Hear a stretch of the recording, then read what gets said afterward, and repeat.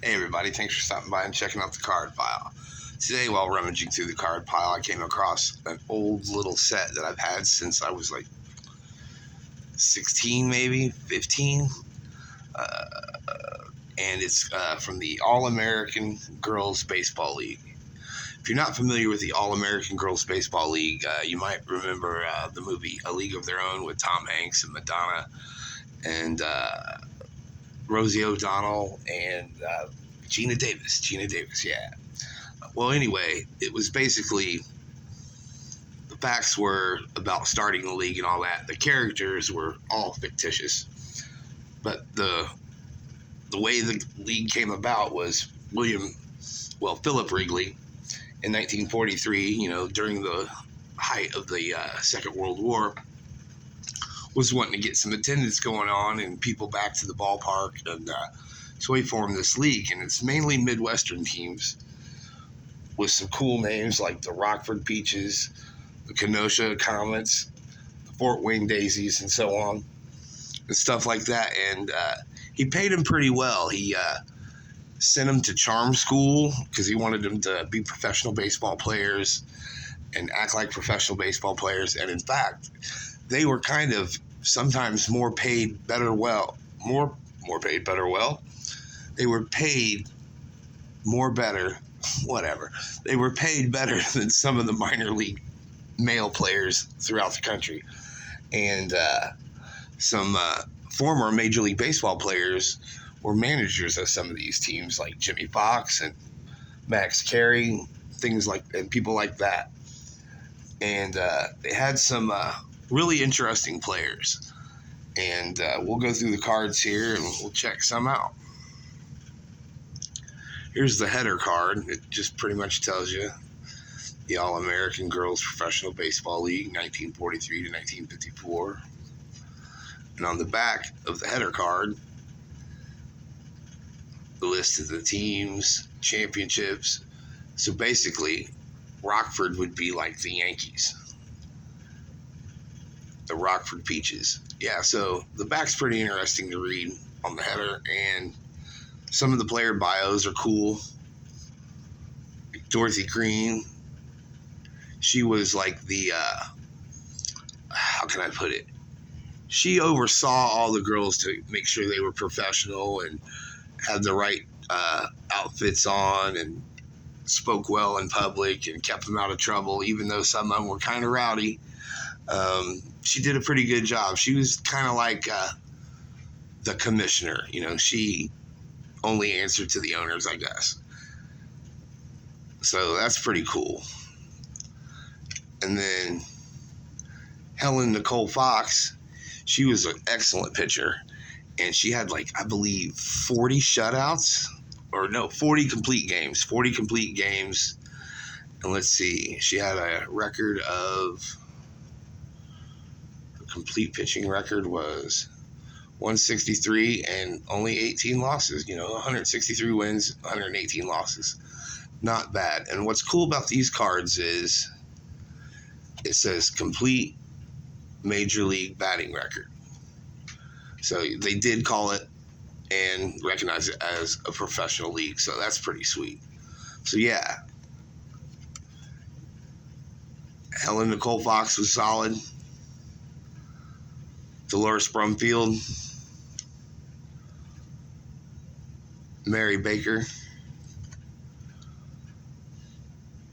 Gertrude Dunn. Now, what's interesting is they tell you what they did after they retired from baseball.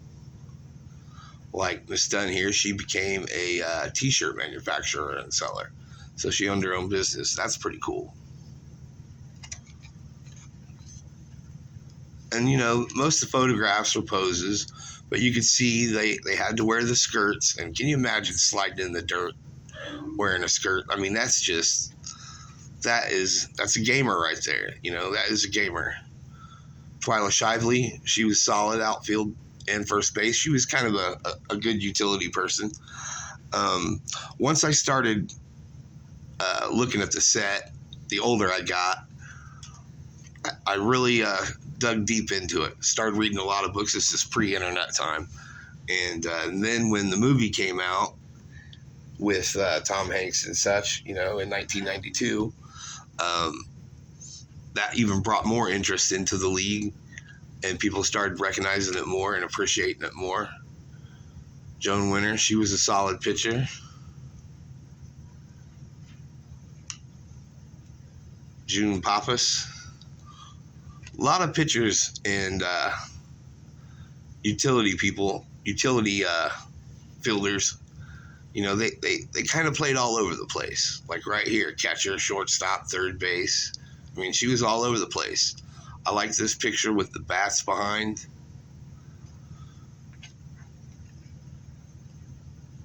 That's a cool picture with the outfield and the rest of everything behind her.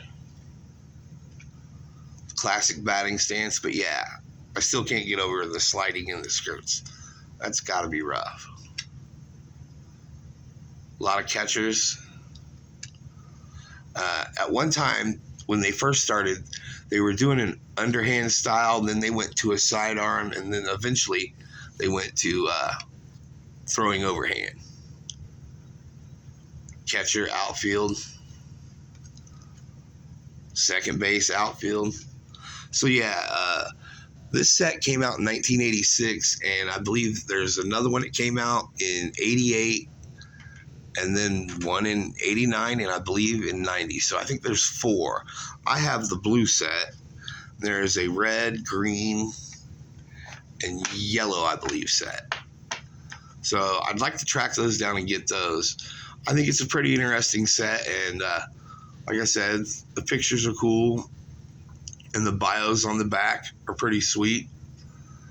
I haven't looked too deep into it lately, but there might be 1 or 2 of the original All-American Girls Baseball League players still alive. So that's kind of neat. And I know they had a reunion when they made the League of Their Own movie, and then I want to say a few years back, they had another reunion. But yeah, it's a cool little set. I'd like to get the other 3 to go along with this one. And maybe some original ones. They've made them through the years. This just happens to be the one I have. I picked it up as a kid for like $0.25 in a flea market. But I've always kept it, and heck, I even still got the original plastic thing it came in.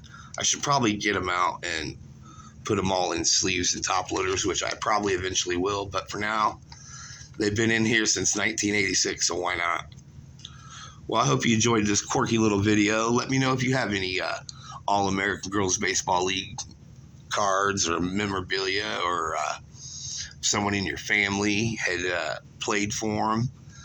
Anything like that, let me know in the comments. And let me know if you like this video in the comments, I liked it. I've always liked this set, and I've always wanted to do a little something on this set, and I hope you did enjoy it. Thanks a lot, guys, and please like and subscribe, and have a good night.